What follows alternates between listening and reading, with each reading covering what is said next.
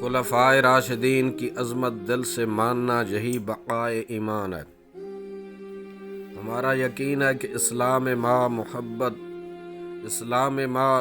است طاعت خلفائے راشدین، ایمان ما محبت آل محمد است۔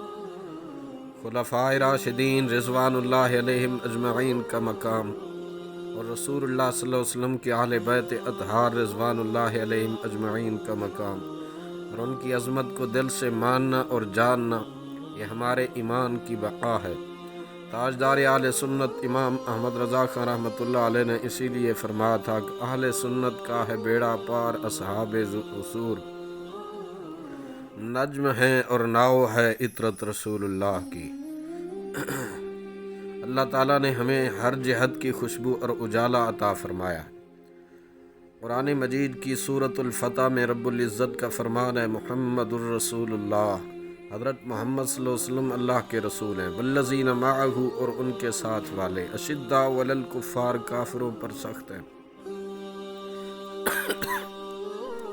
رحماء بینہم، آپس میں بڑے نرم دل ہیں، تراہم رکعا سجدا، تو انہیں دیکھے گا رکوع کرتے، سجدے میں گرتے، یبتغون فضلا من اللہ ورضوانا، اللہ کا فضل و رضا چاہتے، سیماہم فی وجوہہم من اثر السجود، ان کی علامت ان کے چہروں میں ہے سجدوں کے نشان سے۔ رسول اکرم صلی اللہ علیہ وسلم کے صحابہ کرام میں سے بالخصوص خلفائے راشدین کی عظمت کو واضح کیا گیا، اور رب ذوالجلال نے اپنے محبوب کی شان کو ذکر کرنے کے فوراً بعد اپنے محبوب علیہ السلام کے تربیت یافتہ عظیم خلفاء کا بڑے خوبصورت انداز میں تذکرہ فرمایا۔ اس گفتگو میں ہم کوئی تفصیلی بحث نہیں چھیڑ رہے، بلکہ صرف ایک ترتیب بیان کرنا چاہتے ہیں جس کا تذکرہ ہمیشہ رسول اللہ صلی اللہ علیہ وسلم نے پیش نظر رکھا۔ جب بھی خلفائے راشدین کے نام لیے تو اسی ترتیب سے لیے جو ترتیب اللہ تعالیٰ نے آپ کو بتائی تھی۔ صحابہ کرام میں سے فضیلت کی بنیاد پر جب آپ نے نام لیے تو ایک ترتیب سے نام لیے، اور صحابہ کرام نے بھی ان کے نام ایک ترتیب سے لیے، تابعین نے بھی خلفائے اربعہ کے نام ایک ترتیب سے لیے۔ ہماری ملت کے اولیاء نے بھی اسی ترتیب کو قائم رکھا جو ترتیب رسول اللہ صلی اللہ علیہ وسلم نے بیان کرتے ہوئے خلفائے اربعہ کی ترتیب رکھی تھی۔ معزز سامعین، آج ہمارے لیے بھی ضروری ہے کہ جس انداز میں آپ نے اپنے یاروں کا تذکرہ کیا، ہم بھی اسی انداز میں کریں۔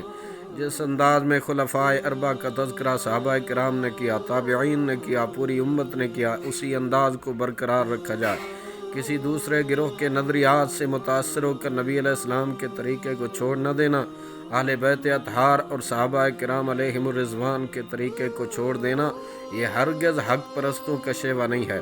یہاں راستہ جب وحی سے ہمارے سامنے موجود ہے تو حق پرست جس وقت اپنا یقین اور ایقان اس بات سے حاصل کر لیتا ہے تو دنیا کی کوئی طاقت اس کو اس کے نظریات سے آگے پیچھے ہٹا نہیں سکتی۔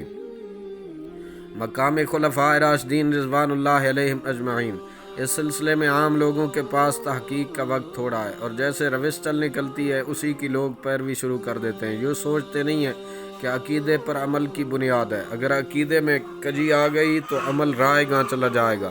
ہمارا باقاعدہ خلفائے راشدین کے عقیدے کے مطابق ایک سلیبس ہے اور ان کی زوات کے مطابق ایک سلیبس ہے، چونکہ ان کی زوات اتنی عمدہ ہے کہ انہیں نبوت کے بعد ایک سٹیٹس دیا گیا، اور ہمارے آقا علیہ السلام نے ارشاد فرمایا، علیکم بسنتی و سنت الخلفاء الراشدین، تم پر میری سنت بھی لازم ہے، میرے خلفاء کی سنت بھی لازم ہے۔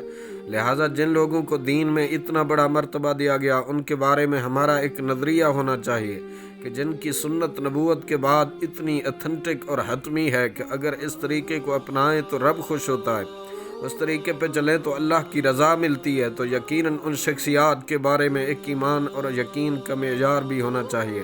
اس سلسلے میں اختصار سے مجدد الفسانی رحمۃ اللہ علیہ کا ایک قول بحثیت اپنے عقیدے کے بیان کرتے قرآن و سنت کے دلائل پیش کریں گے۔ مجدد الفسانی رحمۃ اللہ علیہ اپنے مکتوبات شریف میں ارشاد فرماتے ہیں، چاروں خلفاء حضرت سیدنا صدیق اکبر، سیدنا عمر فاروق، سیدنا عثمان غنی، سیدنا علی المرتضیٰ رضوان اللہ علیہم اجمعین کی افضلیت کی وہی ترتیب ہے جو ان کی خلافت کی ترتیب ہے۔ جس انداز میں ان کو خلافت ملی وہی انداز ان کی فضیلت کا ہے، اس لیے پہلے خلیفہ سیدنا صدیق اکبر رضی اللہ عنہ ہیں، تو افضلیت میں پہلا مقام بھی ان کا ہے۔ دوسرے خلیفہ سیدنا عمر فاروق ہیں، تو فضیلت میں دوسرا مقام ان کا ہے۔ تیسرے خلیفہ حضرت عثمان غنی ہیں، تو امت میں فضیلت کا تیسرا درجہ ان کا ہے۔ چوتھے خلیفہ حضرت مولا علی المرتضیٰ رضی اللہ عنہ ہیں، تو امت میں فضیلت کا چوتھا درجہ ان کا ہے۔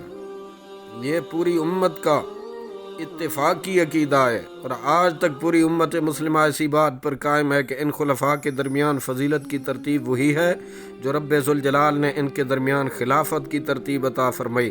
جس نمبر پر وہ خلیفہ ہے اسی نمبر پر ان کو اللہ تعالیٰ نے عظمتیں عطا فرمائی ہیں۔